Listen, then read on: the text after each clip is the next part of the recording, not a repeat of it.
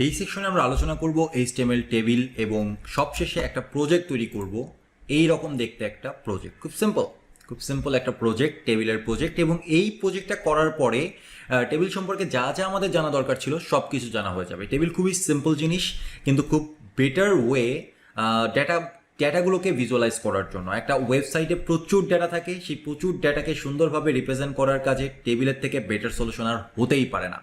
একটা সময় যখন আমরা প্রথম দিকে HTML3-তে ওয়েবসাইট ডিজাইন করতাম, তখন টেবিল ব্যবহার করেই পুরো ওয়েবসাইটের লেআউট তৈরি করতাম।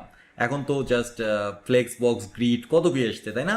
কিন্তু একটা সময় এগুলো কিছুই ছিল না, শুধুমাত্র টেবিল ব্যবহার করে আমাদেরকে ওয়েবসাইট ডিজাইন করতে হতো। বাট এখন আমাদের এত কিছু শিখতে হবে না, এখন আমাদেরকে শুধু শিখতে হবে কিভাবে টেবিল ব্যবহার করে কিছু ডেটা রিপ্রেজেন্ট করা যায়। That's it. তো এই প্রজেক্টটা আমরা করব, খুব সুন্দর সিম্পল একটা প্রজেক্ট। তার পূর্বে আমাদের জানতে হবে টেবিলটা কি। টেবিল ইজ সামথিং যা ব্যবহার করে আমরা সুন্দর সুন্দর ফরম্যাটে ডেটা শো করতে পারি। যে এখানে দেখেন কত সুন্দর ওয়েতে ডেটাগুলোকে শো করা হয়েছে, এটা একটা টেবিল। ঠিক আছে, এখন টেবিলের কি কি প্রপার্টি রয়েছে সেগুলো আমাদেরকে জানতে হবে। এখান থেকে দেখেন প্রথমেই বলা হচ্ছে টেবিল সেল। টেবিল সেল বলতে যেটা বোঝানো হয়, এই যে এই অংশটা, এই এতটুকু অংশ একটা টেবিল সেল, এখান থেকে এতটুকু অংশ একটা টেবিল সেল, এখান থেকে এতটুকু অংশ একটা টেবিল সেল। প্রত্যেকটা আইটেম হচ্ছে এখানে টেবিল সেল।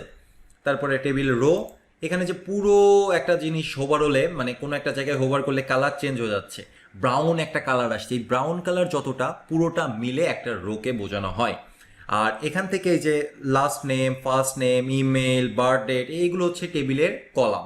ওকে, টেবিল হেডার, টেবিলটাকে সুন্দরভাবে রিপ্রেজেন্ট করার জন্য কিছু হেডার সেকশন রাখা হয়, যেন গাইড করা যায়, যারা ভিউয়ার্স আছে তারা বুঝতে পারে যে এই রোটা আসলে কি বোঝানো হচ্ছে, এই কলামটাতে কি বোঝানো হচ্ছে, এই কলামটাতে কি বোঝানো হচ্ছে। সামথিং লাইক এখানে name, first name, last name, এগুলো সবই header. Email, birth date, phone number, এগুলো সবই হচ্ছে হেডার।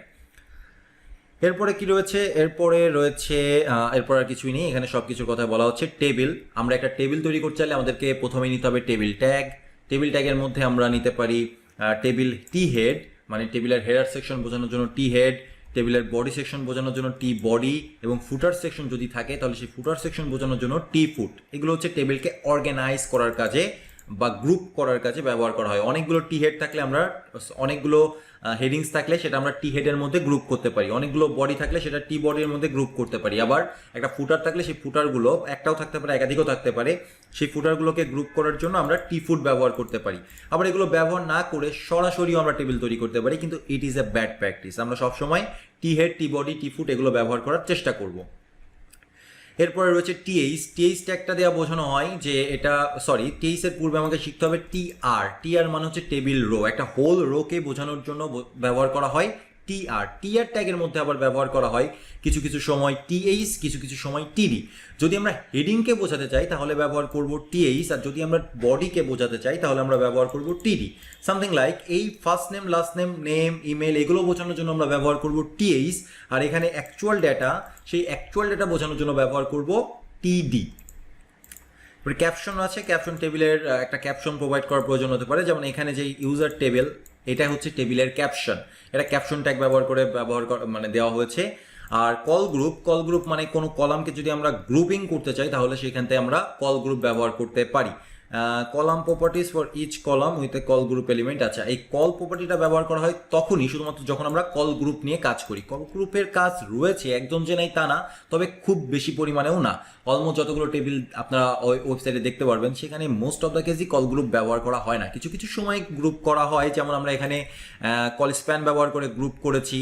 তো এখানে আমরা এটাকে আলাদা একটা শেড দিয়ে বোঝাইতে পারি যে ভাই এটা এই নেম পুরোটাই হচ্ছে একটা গ্রুপ। তো এই ধরনের কাজগুলো করার জন্য কল গ্রুপ এবং কল ব্যবহার করা হয়, যেটা আমরা এই সেকশনে শিখবো না। তো এই হচ্ছে মূলত আমাদের টেবিলের প্রপার্টিজ। যে প্রপার্টিসগুলো জানলেই মোটামুটি আমরা যে কোনো রকমের টেবিল তৈরি করতে পারবো। ফ্রম দ্য নেক্সট লেকচার আমরা টেবিল তৈরির কাজ শুরু করে দিব। এক্স্যাক্ট এই রকম দেখতে একটা টেবিল আমরা তৈরি করব।